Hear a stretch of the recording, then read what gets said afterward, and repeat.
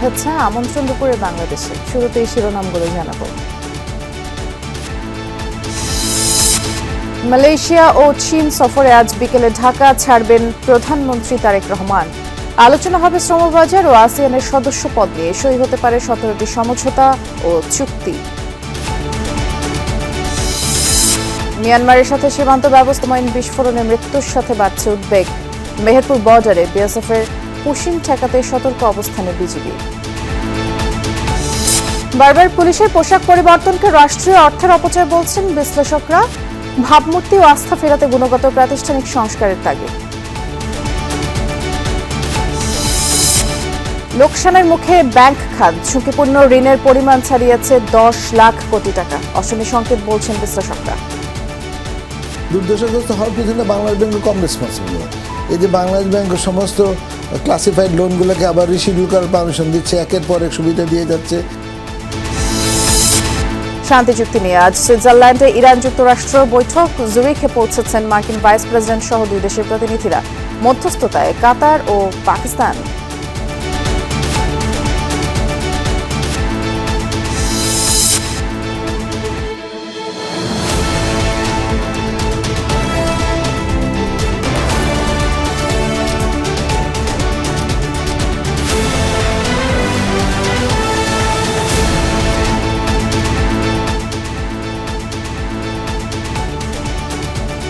শিরোনামগুলো শুনছিলেন। এছাড়াও দেশ বিদেশে আরো খবর নিয়ে দুপুরে বাংলাদেশে নুসরাত বৃষ্টি আপনাদের সাথে আছি।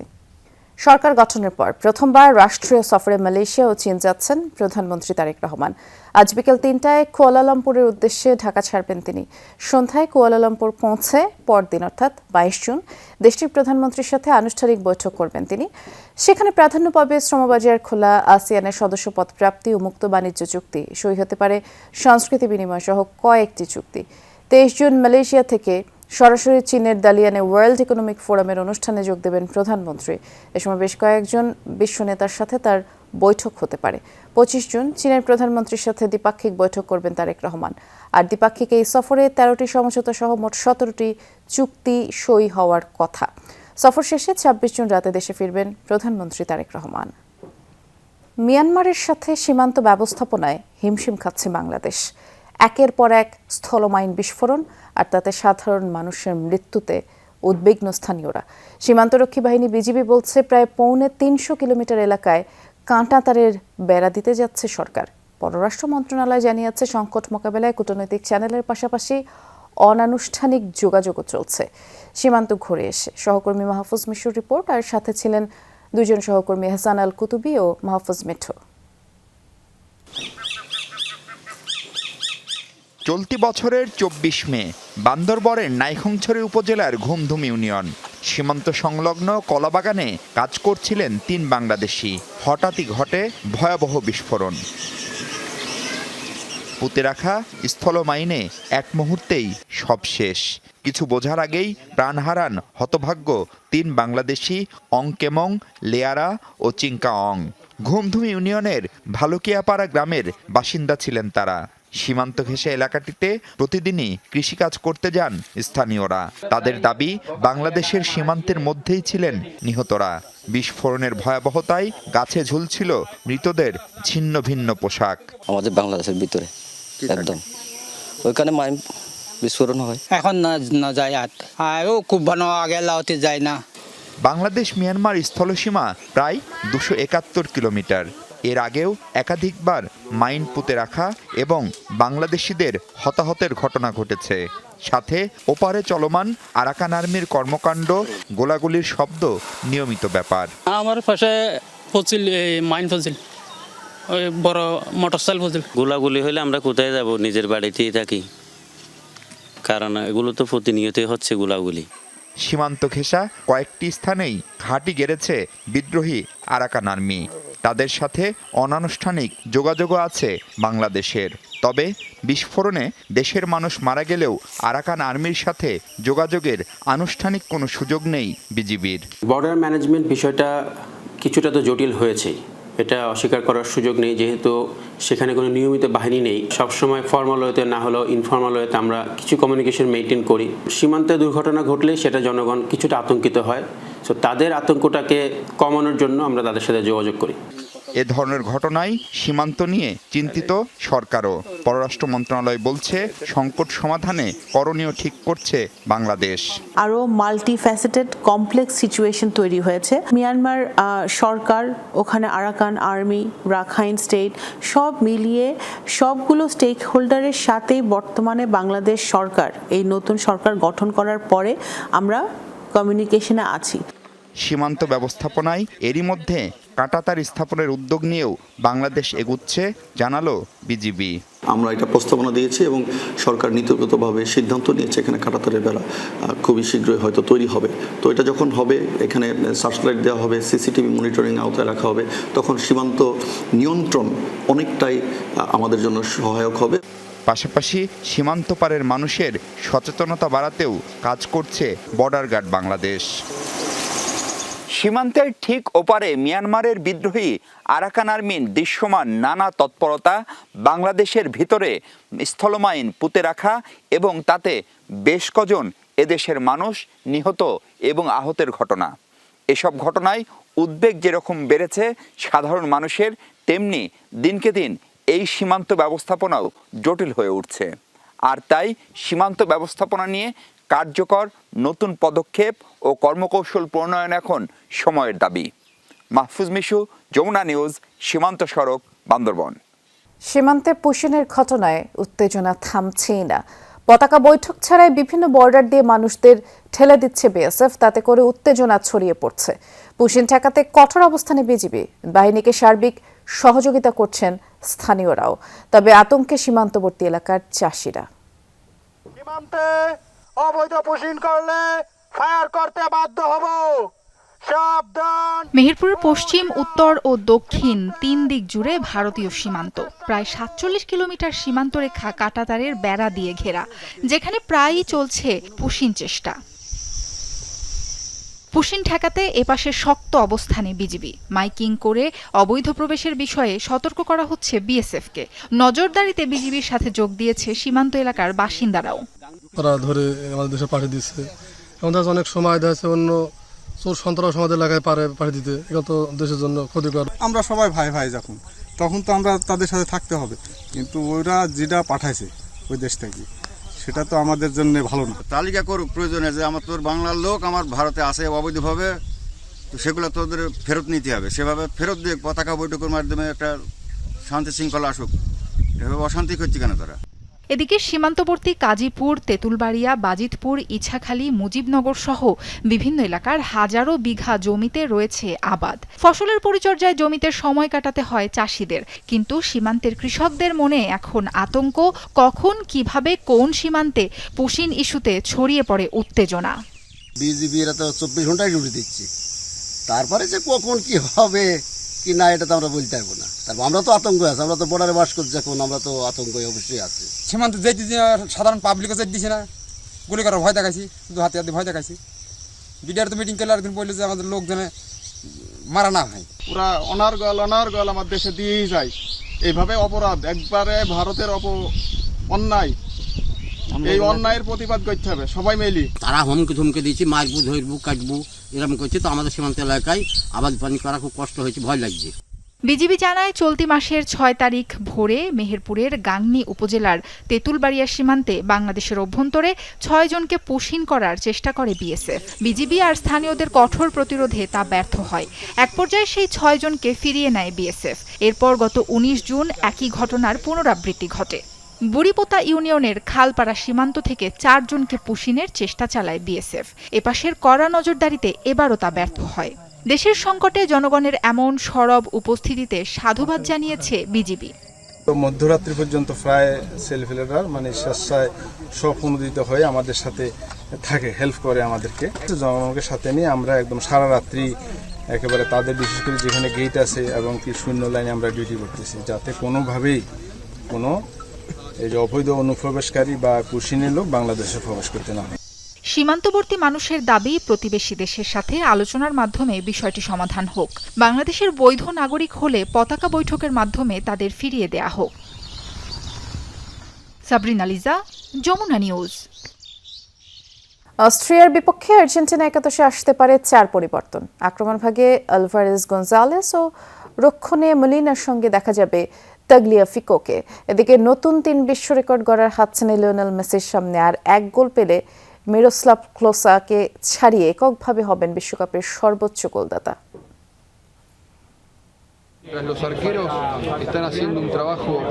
প্রথম ম্যাচেই প্রদীপের সবটুকু আলো কেড়ে নিয়েছেন, ছুঁয়েছেন বেশ কিছু মাইলফলক। অস্ট্রিয়ার বিপক্ষেও আলোচনায় সেই লিওনেল মেসি। আর্জেন্টাইন ফুটবল জাদুকরের সামনে এবার অপেক্ষা করছে আরো নতুন কিছু রেকর্ড।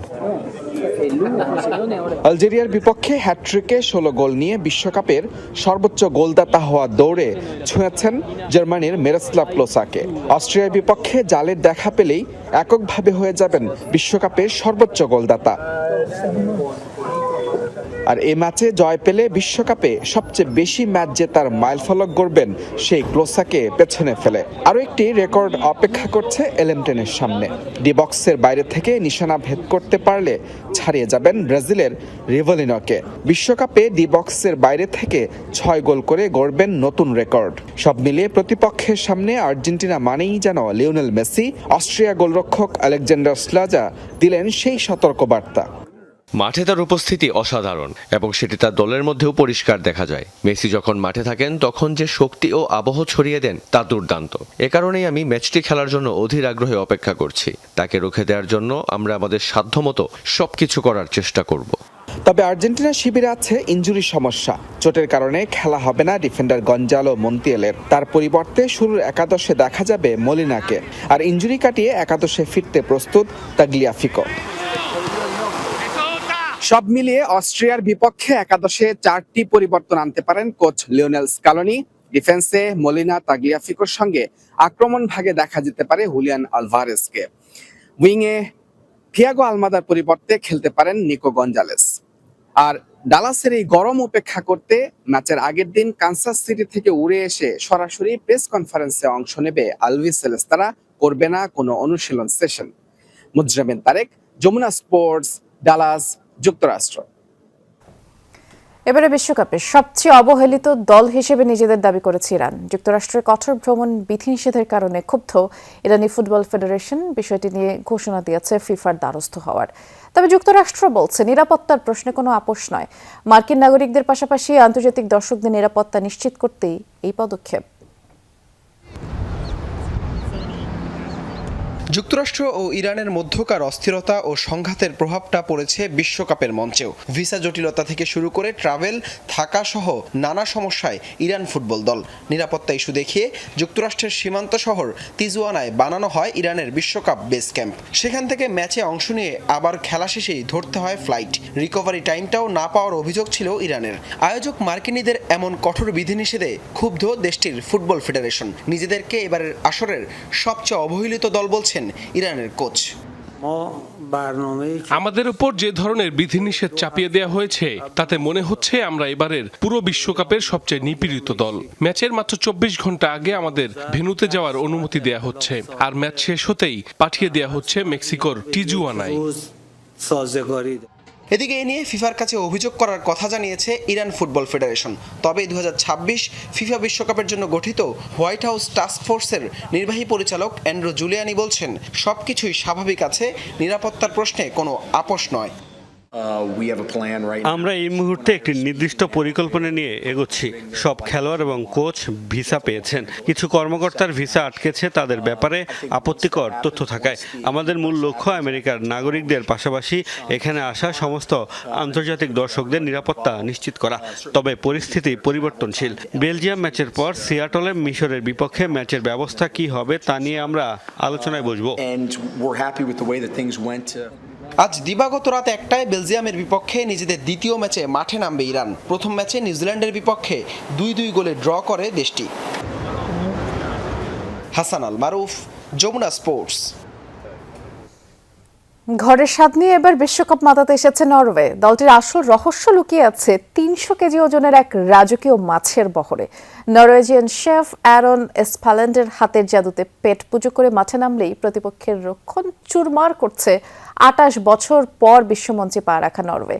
এছাড়াও ঐতিহ্যবাহী নরওয়েজিয়ান ওয়াফেল দিয়েও চলছে ভুরিভোজ। কনকনে ঠান্ডার এই রসনা বিলাস ভীতি ছড়াচ্ছে প্রতিপক্ষ শিবিরে। ফাঁস হয়ে গেল মাঠ কাঁপানো গোল মেশিন আর্লিং হালান্ডের গোপন রহস্য। কি খেয়ে মাঠে নামছেন ওডেগার্ড হালান্ডরা? কোথায় লুকিয়ে আছে মাঠের এমন পারফরমেন্সের গোপন রহস্য? রান্নাঘরের কোনো জাদু নয় তো?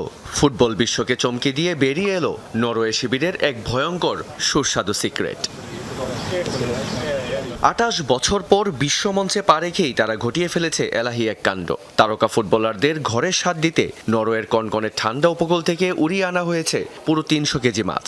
মার্কিন মুলুকে বিশ্বকাপ খেলতে এসে খাবার নিয়ে কোনো ঝুঁকিই নিতে চাননি নরওয়ে। ফুটবলারদের ঘরের আবহে রাখতে কাজ করে যাচ্ছে শেফ।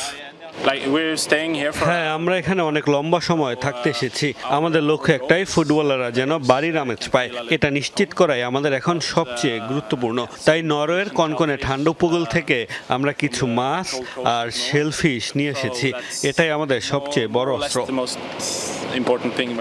কি নেই মেনুতে? 300 কেজি ওজনের এই রাজকীয় বহরে আছে নরওয়েজিয়ান রেডফিশ, স্যামন, মাউন্ট ট্রাউট। এছাড়াও সপ্তাহের শুরুতেই থাকছে রদবদল। রুগাল্যান্ড থেকে আসছে সেরা জাতের হেলিবাট মাছ। এছাড়াও ঐতিহ্যবাহী নরওয়েজিয়ান ওয়াফেল দিয়েও চলছে ভুরি ভোজ। শেফ এরনের হাতের ছোঁয়ায় তৈরি এই ওয়াফেল আর মাছের যুগলবন্দিই নাকি বদলে দিচ্ছে মাঠের চেনা সমীকরণ। আমরা নরওয়ের সেরা ঐতিহ্যবাহী খাবার ওয়াফেল বানাই। এটি বেশ ভালো এবং তারা এটি পছন্দ করে। খেলোয়াড়রা বাইরে খেললেও এটা খাওয়ার পর মনে করে তারা ঘরেই আছে। আর এটাই তো আমরা চেয়েছিলাম। ঘরের এই রাজকীয় খাবারের জাদু টের পেয়েছে বেচারা ইরাক। প্রথম ম্যাচেই বোস্টনে হালান্ডের জোড়া গোলে তাদের 4-1 ব্যবধানে গুড়িয়ে দিয়েছে নরওয়ে। প্রতিপক্ষ যতই ছক কষুক না কেন, 300 কেজি খাঁটি এনার্জি পকেটে নিয়ে নামা হালান্ডদের আটকানো এখন সময়ের সবচেয়ে বড় চ্যালেঞ্জ। রিয়ান রাফতি, যমুনা স্পোর্টস।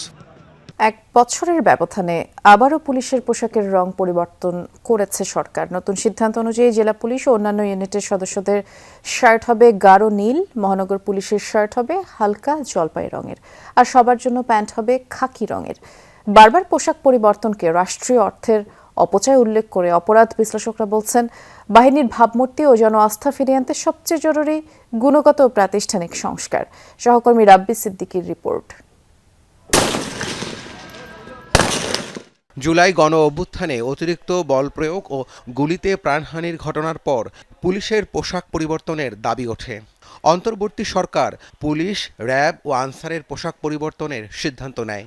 গত বছরের জানুয়ারিতে 3 বাহিনীর জন্য নতুন পোশাক নির্ধারণ করা হলেও শেষ পর্যন্ত পরিবর্তন করা হয় শুধু পুলিশের পোশাক। তবে নতুন পোশাকের রং নিয়ে শুরু থেকেই পুলিশ সদস্যদের মধ্যে অসন্তোষ ছিল। সরকার পরিবর্তনের পর বিষয়টি প্রকাশ্যে আসে। পুলিশ সদস্যরা আগের পোশাকে ফেরার দাবি জানালে সরকার তা আমলে নিয়ে নতুন প্রজ্ঞাপন জারি করে। নতুন প্রজ্ঞাপনে শার্ট ও প্যান্টের পাশাপাশি জার্সি, কার্ডিগান, পুলোভার, জ্যাকেট, নারী সদস্যদের পোশাকের রং সংক্রান্ত বিধানেও পরিবর্তন আনা হয়েছে। নতুন পোশাক মাঠ পর্যায়ে পৌঁছাতে কিছুটা সময় লাগবে। পুলিশ সদর দপ্তরের দায়িত্বপ্রাপ্ত কর্মকর্তা জানিয়েছেন, দ্রুতই নতুন পোশাকের জন্য টেন্ডার প্রক্রিয়া শুরু হবে। এই অর্থ বছর শেষ হলো, নতুন অর্থ বছর, তার মানে তো জুলাই থেকে, তখন আমরা এটা তো এই রেডি করে আমরা টেন্ডারে যাব, তারপরে হলো যে টেন্ডারে তারপর সাপ্লাই দিবে, যে সময়টা লাগে। এদিকে বিশ্লেষকদের মতে বারবার পোশাক পরিবর্তন বাহিনীর ভাবমূর্তি পরিবর্তনের কার্যকর উপায় নয়। এতে রাষ্ট্রীয় অর্থ ব্যয় হলেও কাঙ্ক্ষিত পরিবর্তন আসে না। পুলিশের বিরুদ্ধে যে অভিযোগগুলো অতীতে কিংবা এখনও আছে, তারা যাতে অভিযোগ মুক্ত থেকে সাধারণ মানুষের যে আকাঙ্ক্ষা বা প্রত্যাশা, সেই প্রত্যাশাকে সামনে রেখে আইনি প্রক্রিয়ার মধ্যে দিয়ে পেশাগত বৈশিষ্ট্যকে বজায় রেখে তারা যাতে দায়িত্ব পালন করে। যদি পুলিশ শুধু পোশাকের বা রঙের পরিবর্তনের বাইরেও যদি কর্মপরিধি বা কর্মপরিচয়ের ক্ষেত্রেও যদি সে একটা পরিবর্তন নিয়ে আসে, তখন এই জায়গাটা আরও অধিকতর গ্রহণযোগ্য হবে। তাদের মতে মানুষের নেতিবাচক মনোভাব দূর করতে শুধু পোশাক বা নাম পরিবর্তন যথেষ্ট নয়, প্রয়োজন জবাবদিহি, পেশাদারিত্ব ও সেবার মান উন্নয়ন। পোশাকের দিকে আমরা ধাবিত না হই, আমাদের উচিত এখানে ট্রান্সপারেন্সি এনশিওর করা, অ্যাকাউন্টেবিলিটি এনশিওর করা, লাইবিলিটি সেটা এনশিওর করা, এবং কেউ যদি কোনো অপরাধ করে তাকে কিভাবে বিচারিক কার্যক্রমে ফেস করানো যায় সেই বিষয়গুলো অ্যাড্রেস করাটা কিন্তু আমাদের এখানে মুখ্য উদ্দেশ্য থাকা দরকার ছিল। কিন্তু আমরা দেখি এখানে এক একটা সরকার আসে, তারা হঠাৎ করে প্ল্যান নেয়, সে প্ল্যান নিয়ে তারা বাস্তবায়ন করে, ওরা আবার পরিবর্তন করতে হয়। এবং আরও বড় সমস্যা হচ্ছে কোনো একটা জিনিস পরিবর্তন করতে গেলে এটা কিন্তু একপাক্ষিক কোনো বিষয় না, এখানে একটা কালেকটিভ অ্যাপ্রোচ থাকা দরকার, হোলিস্টিক একটা অ্যাপ্রোচ থাকা দরকার। বারবার পোশাক পরিবর্তনের বদলে বাহিনীর দক্ষতা, জবাবদিহিতা ও পেশাদারিত্ব বাড়ানোর দিকে গুরুত্ব দেওয়া উচিত বলে মনে করছেন তারা। রাবি সিদ্দিকী, যমুনা নিউজ, ঢাকা। 23 তারিখ আওয়ামী লীগের প্রতিষ্ঠাবার্ষিকী ঘিরে কেউ আইন শৃঙ্খলা বিঘ্ন ঘটানোর চেষ্টা করলে কঠোর হাতে ব্যবস্থা নেওয়ার হুঁশিয়ারি দিয়েছে র্যাব 2। সকালে মোহাম্মদপুরের র্যাব 2 কার্যালয়ে 5 ছিনতাইকারী গ্রেফতার প্রসঙ্গে সংবাদ সম্মেলনে র্যাব 2 অধিনায়ক নইমুল হাসান বলেছেন, গোয়েন্দা তথ্যের ভিত্তিতে মাওড়া সোহেলকে অস্ত্রসহ গ্রেফতার করা হয়। তার দেয়া তথ্যের ভিত্তিতে পরে শফিকুল ইসলাম সবুজ ও রাসেল নামের আরও 2 ছিনতাইকারীকে গ্রেফতার করে র্যাব। গ্রেফতার হওয়া মাওড়া সোহেলের নামে ছিনতাই, চাঁদাবাজির 14টি মামলা রয়েছে, আর বাকি 2 আসামির বিরুদ্ধে 1টি করে মামলার কথাও জানায় র্যাব। এ সময় সাংবাদিকদের প্রশ্নের জবাবে র্যাব 2 এর অধিনায়ক জানান, 23 জুন আওয়ামী লীগের প্রতিষ্ঠাবার্ষিকী উপলক্ষে অস্থিরতা তৈরির চেষ্টা হলে কঠোর হাতে দমন করা হবে।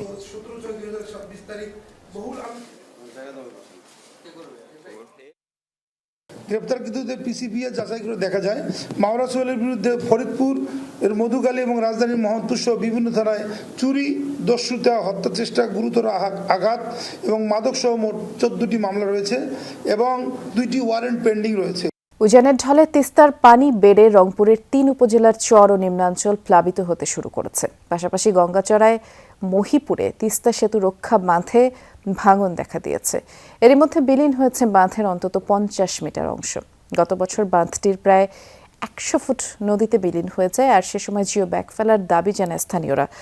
তবে উল্টো উজানে বাঁশের পাইলিং করে এলজিইডি। স্থানীয়দের দাবি, ভুল পদক্ষেপের কারণে এবারও পানি বৃদ্ধির সাথে ভাঙন শুরু হয়েছে। এতে সেতু ও রংপুর কাকিনা আঞ্চলিক সড়ক হুমকির মুখে পড়ার শঙ্কায় রয়েছেন তারা। ঘটনাস্থল পরিদর্শন করে ইউএনও জানিয়েছে, এ বিষয়ে পদক্ষেপ নিতে এলজিইডিকে জানানো হয়েছে। এদিকে উজানের ঢলে তিস্তার পানি বেড়ে কাউনিয়া, পীরগাছা, গঙ্গাচড়া নিম্নাঞ্চল প্লাবিত হতে শুরু করেছে। পানি ঢুকেছে বাড়িঘরেও। বন্যা পূর্বাভাস সতর্কীকরণ কেন্দ্র জানিয়েছে, আগামী কয়েকদিনে উজানে ভারতের পশ্চিমবঙ্গ, আসাম, মেঘালয় প্রদেশে ভারী থেকে অতি ভারী বৃষ্টির পূর্বাভাস রয়েছে। এতে দেশের বিভিন্ন নদ নদীর পানি আরও বৃদ্ধি পেতে পারে। উত্তরের 4 জেলায় স্বল্পমেয়াদী বন্যার সংখ্যাও রয়েছে। কেউ দায়ভার নিচ্ছে না। একপোলা গ্রাম আছে, এখানে মানুষজন আমরা আছি, দ্রুত ব্যবস্থা না নেয় তাহলে ব্রিজ ধ্বংস হয়ে যাবে, এই কোটি কোটি টাকার সম্পদ নষ্ট হয়ে যাবে। আমরা এ বিষয়ে আরো বিস্তারিত জানতে রংপুরে যাচ্ছি। সহকর্মী সরকার মাজহারুল মান্নান অপেক্ষা করছেন। মাজহার, তিস্তা তীরবর্তী নিচু এলাকার অবস্থা কেমন দেখছেন? যেমনটি জানি যে ইতোমধ্যেই যে তিস্তা সেতু রক্ষা বাঁধ, সেখানে ভাঙন দেখা দিয়েছে, এটি ঠেকানোর বিষয়ে সংশ্লিষ্টরা এখন পর্যন্ত কোনো পদক্ষেপ নিয়েছে কিনা? বৃষ্টি সেই পদক্ষেপ নেয়ার কোনো তথ্য আমরা পাইনি। আমরা সেখান থেকে এসে তিস্তা যে তীরবর্তী অঞ্চলটি আছে, যে অঞ্চলগুলোতে পানি উঠছে, সেই জায়গায় এসেছি। আমার কাছে যে তথ্য আছে, আমরা যখন সেখানে ছিলাম তার কিছুক্ষণ আগে উপজেলা প্রকৌশলী এসেছিলেন, তিনি কোনো তথ্য দিতে পারেনি। তিনি যেটি বলছেন যে তথ্যটি নির্বাহী প্রকৌশলীকে জানানো হয়েছে এবং নির্বাহী প্রকৌশলী আবার সেটি উপরে জানিয়েছে। এখন কবে নাগাদ সে জায়গায় কাজ শুরু হবে সেটি এখনো নিশ্চিত নয়। আমি আর তীরবর্তী অঞ্চলটা যদি আমি আপনাকে ফুটেজে দেখাতে পারি, আপনি দেখবেন যে এর মধ্যে কিন্তু বাড়ি ঘরে পানি উঠছে এবং কাল রাত থেকে তো পানি বাড়া শুরু হয়েছিল। রাতে পানি বাড়া শুরু হওয়ার পর আবার সকালে একটুখানি কমেছে। সেই দাগটাও কিন্তু এখনো যদি আপনি এই বাড়িটার মধ্যে দেখতে পারেন। আমরা একটা লক্ষ্মীটারি ইউনিয়নের পশ্চিম ইসলি যে গ্রাম আছে তিস্তার তীরবর্তী, সেখানে আছি। একটু আগে আমরা তার সামনে ছিলাম। অর্থাৎ বিস্তীর্ণ যে তিস্তার চরাঞ্চল আছে এবং নিম্নাঞ্চল আছে, এভাবেই কিন্তু পানি ঢুকে পড়েছে। অনেক জায়গায় হয়তো শুধু বাসা বাড়িটা একটুখানি উপরে করা আছে, উঁচু করা আছে, সে কারণে বাড়িতে ঢোকেনি, বাট আশেপাশে যে জমাজমিগুলো আছে সব ঢুকেছে। এরই মধ্যে বাদাম, ভুট্টা, আমনের ক্ষেত যা আছে সব কিন্তু এরই মধ্যে তলিয়ে গেছে। এবং পানি উন্নয়ন বোর্ড যেটি বলছে যে যেহেতু ভারত অর্থাৎ বাংলাদেশের উজানে বেশ কিছু বৃষ্টিপাত হয়েছে এবং গজলডোবা ব্যারেজ খুলে দেওয়া হয়েছে কপাটগুলো, সে কারণে বাংলাদেশের যে ডালিয়া ব্যারেজ পয়েন্টটি আছে সেই ব্যারেজ পয়েন্টেরও 44টি কপাট এরই মধ্যে খুলে দেওয়া হয়েছে। এই খুলে দেওয়ার কারণে এবং বাংলাদেশ অংশে বৃষ্টি হওয়ার কারণে উজান এবং ভাটির বৃষ্টি মিলে এই পানির স্রোতে কিন্তু এই পানিটা বাড়ছে। এটি কিন্তু নতুন বিষয় নয়, এটি আবার শুরু হলো। স্থানীয়রা যেটা বলছেন, এভাবে কিন্তু 3 মাস তাদের এই স্মৃতির সাথে কিন্তু তারা পরিচিত যে পানি একবার নামে আর একবার ওঠে। সেই কারণে এই অঞ্চলে তিস্তা মহাপরিকল্পনা বাস্তবায়ন করবার যে দাবিটি, সেটি নিয়েই কিন্তু এই অঞ্চলের মানুষ ব্যস্ত আছে। তবে এখন মোটা দাগে যেগুলো বিশেষ করে আবাদ ছিল, উঠতি আবাদ, সেগুলোর মধ্যে পানি উঠে গেছে। সেগুলো যদি 5-7 দিন থেকে যায় তাহলে কিন্তু সেগুলো আর ঘরে তুলতে পারবেন না যারা। বিশেষ করে বাদামের যে ক্ষতিটা, এটি কিন্তু অপূরণীয় ক্ষতি হয়ে যাবে। আরেকটি বিষয় বলি, পানি উন্নয়ন বোর্ড যেটি বলেছে যে হয়তো 4-5 দিন এই অবস্থা থাকতে পারে, অর্থাৎ কখনো উঠবে কখনো পানি নামবে। আমাদের কাছে যে তথ্যটি এখন পর্যন্ত আছে, এখনো তার ডালিয়া ব্যারেজ পয়েন্টে 23 সেন্টিমিটার নিচে এবং রংপুরের কাউনিয়া ব্রিজ পয়েন্টে 28 সেন্টিমিটার নিচে এখনো আছে পানি, এবং এই পানিটা হয়তো বিকেল নাগাদ আবারও বাড়া শুরু হতে পারে, যে ধারণাটি আমাদেরকে পানি উন্নয়ন বোর্ড দিয়েছে। এবং এর জন্য যে তিস্তা তীরবর্তী অঞ্চল যারা আছেন তারা যেহেতু এই ঘটনার সাথে পরিচিত, সেই জন্য আমরা তাদের কাছে খুব একটা আতঙ্ক দেখিনি। বৃষ্টি তো জানাচ্ছিলেন আপনি, অনেক ধন্যবাদ মাঝার।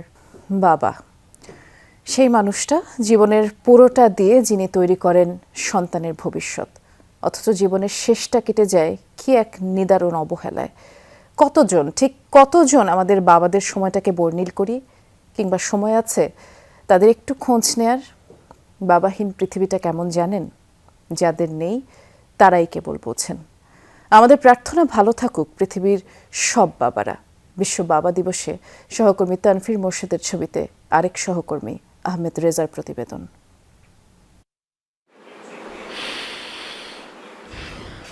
শুনেছি ওরা নাকি ওদের বাবাকে বৃদ্ধাশ্রমে রেখে এসেছে। বাবা ওদের কাছে ভীষণ বোঝা, উটকো ঝামেলা, অযথা খরচের খাত, ব্যস্ত জীবনের অনাকাঙ্ক্ষিত দায়িত্ব।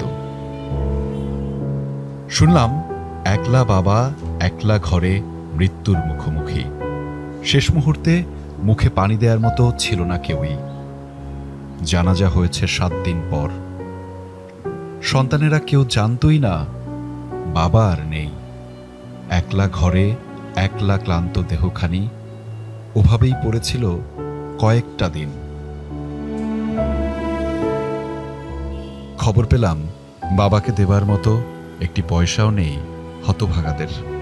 বৃদ্ধ বাবা রিকশা নিয়ে তাই পথে নেমেছে।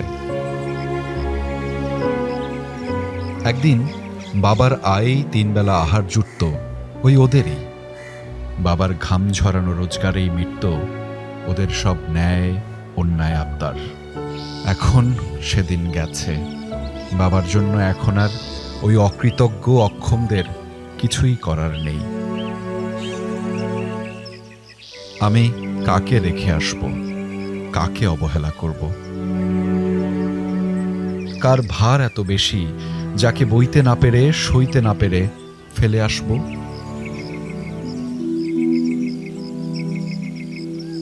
ভাবি শুধু ওই বুকটা থাকতো যদি, আমাকে আগলে রাখতো সিন্দুকের মতো করে। আমার মন খারাপের দিনগুলোতে একলা সংগ্রামের কঠিন পথে সঙ্গীত জুটত একটা। কেউ একজন মাথায় হাত রেখে বলতো তো, খোকা টেনশন করিস না, সব ঠিক হয়ে যাবে। যদি পারতাম নিজের রোজগারের টাকায় তোমাকে একটা নতুন পাঞ্জাবি কিনে দিতে। যদি পারতাম বাবা মাকে লুকিয়ে তোমাকে হাওয়াই মিঠাই কিনে দিতে, যেমন করে তুমি আমায় দিতে। যদি পারতাম বাবা তোমার মুখখানা দেখে রোজ সকালে ঘর থেকে বের হতে। যদি পারতাম বাবা আমার সন্তানকে তোমার হাত ধরে হাঁটতে শেখাতে আমার মতো করেই। আমার হিংসে হয় ওদের, চিৎকার করে বলতে ইচ্ছে করে, তবুও তো তোমাদের বৃদ্ধাশ্রমে রেখে আসবার মতো কেউ একজন আছে।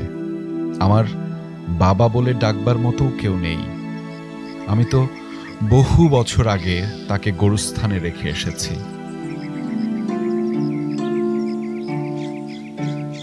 বাবা ওপারে ভালো থেকো। চোখের পানি নয়, সন্তান হোক তার মুখের হাসি। ভালো থাকুক পৃথিবীর সব বাবা। আহমেদ রেজা, যমুনা নিউজ, ঢাকা।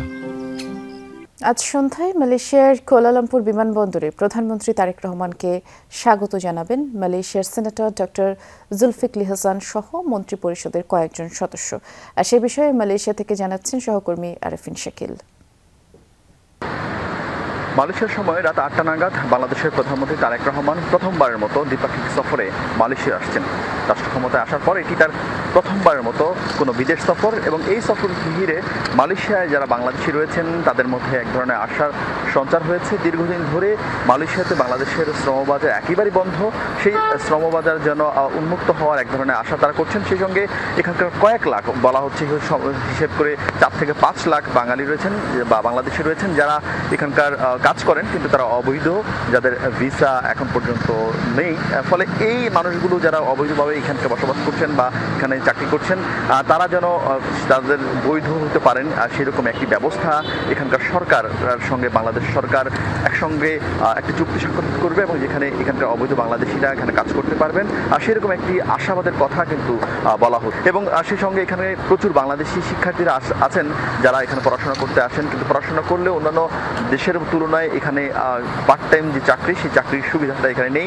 এবং প্রধানমন্ত্রীর কাছে তারা আশা করছেন মালয়েশিয়ার প্রধানমন্ত্রীর সঙ্গে তিনি আলোচনা করবেন এবং এই সংকট যেন দূর হয় সে ধরনের একটি চুক্তি কিংবা সমঝোতা স্মারক তারা সই করবেন এবং সেটি যেন চালু করা হয়।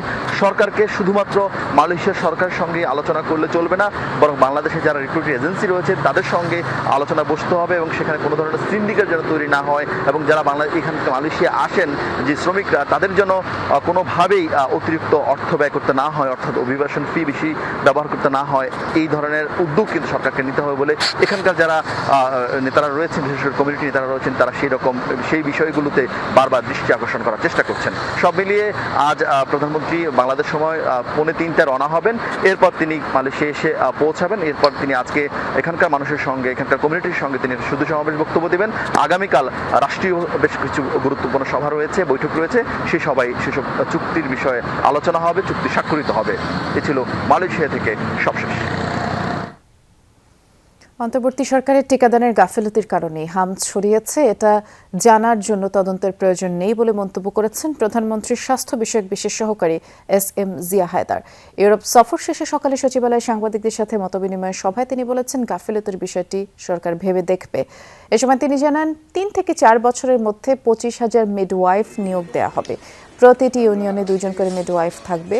সারা দেশে প্রাইমারি হেলথ কেয়ারকে শক্তিশালী করার জন্য কাজ চলছে।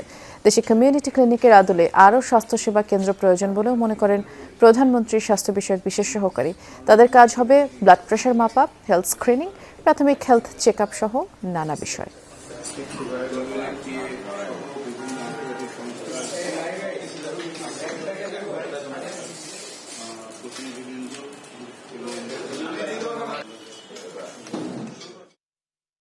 না, গাফিলতি তো আছেই, এটা আমরা তো বলেই দিয়েছি। তো তাদের গাফিলতির জন্যই তো আপনার 2024-25-এর যে টিকার রাউন্ড, সেই টিকার রাউন্ডটা পুরোপুরি মিস করা হয়েছে। হ্যাঁ, ভ্যাকসিনের কোনো প্রকিউরমেন্ট হয়নি। ঢাকা থেকে নিউ ইয়র্কে সরাসরি ফ্লাইট 2028 সালের আগে চালুর সম্ভাবনা নেই বলে জানিয়েছেন বেসামরিক বিমান পরিবহন ও পর্যটন মন্ত্রী আফরোজা খানম। সকালে রাজধানীর একটি হোটেলে বেসামরিক বিমান চলাচল মহাপরিকল্পনার শীর্ষ কর্মশালার উদ্বোধন শেষে মন্ত্রী বলেছেন, নতুন বোয়িং উড়োজাহাজ বিমানের বহরে যুক্ত হতে অন্তত 5 বছর সময় লাগবে। আর এই সময়ের মধ্যে এয়ারবাস থেকে উড়োজাহাজ লিজ নেওয়ার পরিকল্পনা রয়েছে সরকারের। অনুষ্ঠানে বেসামরিক বিমান পরিবহন ও পর্যটন প্রতিমন্ত্রী এম রশিদুজ্জামান মিল্লাত জানান, আগামী 16 ডিসেম্বর প্রধানমন্ত্রী তারেক রহমান শাহজালাল আন্তর্জাতিক বিমানবন্দরের 3য় টার্মিনাল উদ্বোধন করবেন।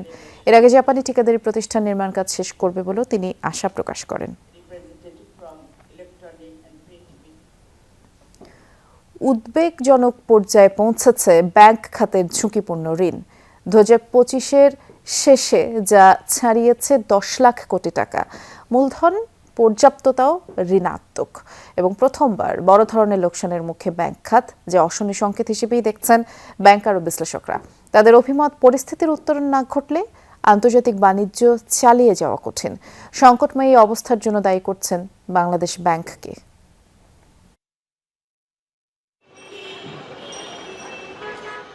দেড় দশকের বেশি সময় ধরে নানাভাবে লুটপাট হয়েছে ব্যাংকিং খাত। আদায় করতে না পারাই পরিণত হয়েছে খেলাপি ঋণে। প্রকৃত চিত্র লুকিয়ে রাখতেও নেওয়া হয় নানা উদ্যোগ। রাজনৈতিক পট পরিবর্তনের পর বেরিয়ে আসতে থাকে ব্যাংকিং খাতের দুর্দশার চিত্র। বাংলাদেশ ব্যাংকের তথ্য অনুযায়ী ব্যাংকিং খাতে দুর্দশাগ্রস্ত ঋণ বেড়ে দাঁড়িয়েছে 10 লাখ কোটি টাকার উপরে, আর অবলোপন করা ঋণ হিসাবে নিলে এর পরিমাণ দাঁড়ায় প্রায় 11 লাখ কোটিতে। খেলাপি ঋণের বিপরীতে প্রভিশন সংরক্ষণের সক্ষমতাও হারিয়েছে অনেক ব্যাংক, যার প্রভাব পড়েছে মূলধনের উপর। ঝুঁকিপূর্ণ ঋণের বিপরীতে পুরো ব্যাংক খাতের মূলধন পর্যাপ্ততাও এখন ঋণাত্মক। পরিস্থিতি উদ্বেগজনক বলে মনে করেন ব্যাংকাররাও।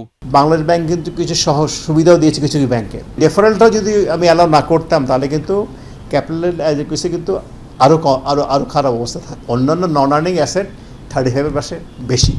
মোর দেন 1/3 of the asset becomes non earning asset, তখন তো আসলে সেই ব্যাংকের আর কোনো রকম ঘুরে দাঁড়ানোর কোনো রকম সুযোগ নাই। কেননা একটা কথা খেয়াল করতে হবে যে আমি আসলে কতটুকু আর্ন করতে পারবো যে আমি এটাকে রিপ্লেস করতে পারবো। It's very difficult. উচ্চ খেলাপির কারণে আয় কমেছে ব্যাংকের। প্রথমবারের মতো বড় ধরনের লোকসানে পড়েছে এ খাত। গেল বছর শেষে ব্যাংক খাতে নিট লোকসান দাঁড়িয়েছে 1,36,000 কোটি টাকার উপরে। বারবার পুনঃতফসিলের সুযোগ দেয়াই সংকট বেড়েছে বলে মনে করেন বিশ্লেষকরা। এর দায় এড়াতে পারে না বাংলাদেশ ব্যাংকও। দুর্দশাগ্রস্ত হওয়ার পিছনে বাংলাদেশ ব্যাংক কম রেসপন্সিবল না। এই যে বাংলাদেশ ব্যাংক সমস্ত ক্লাসিফাইড লোনগুলোকে আবার রিশিডিউল করার পারমিশন দিচ্ছে, একের পর এক সুবিধা দিয়ে যাচ্ছে এবং কমাইতে ডাউন পেমেন্ট এখন 1%-এ নিয়ে আসছে।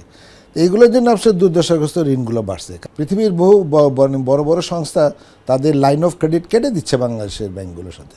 এরকম চলতে থাকলে কিছুদিন পরে দেখবে যে আমাদের এলসিকেও অ্যাকসেপ্ট করতেছে না। বাণিজ্যিক ব্যাংক পর্যায়ের যে কর্পোরেট গভর্নেন্স, সেইটা খুব ইম্পর্ট্যান্ট। ওই জায়গাটাতে সুশাসন আনতে হবে।